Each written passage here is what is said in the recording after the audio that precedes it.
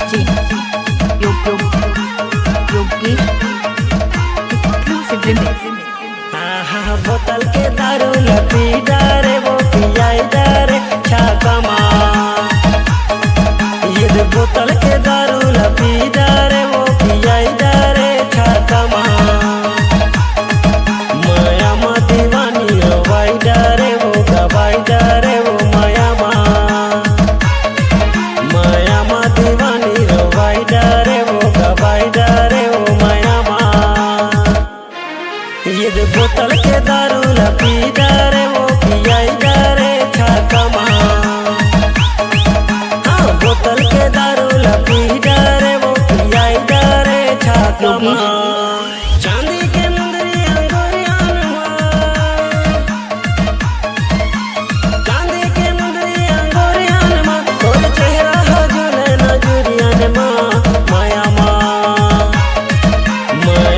दीवानी रवाई डारे वो गवाई डारे वो माया मा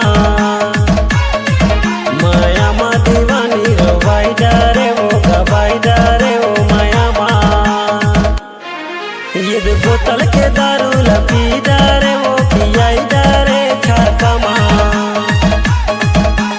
बोतल के दारू लपी डारे वो पियाई डारे छाकमा DJ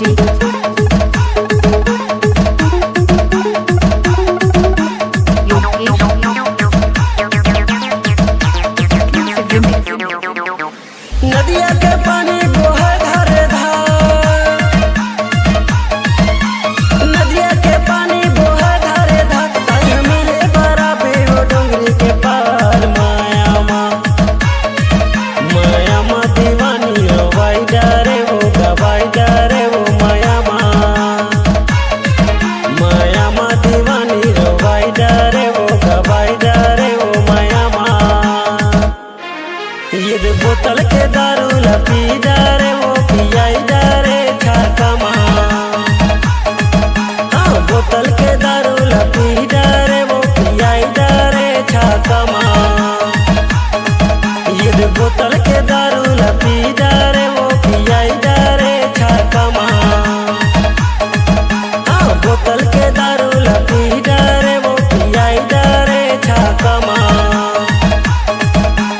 बोतल के दारू लपी डारे वो पियाई डारे छाकमा exclusive remix।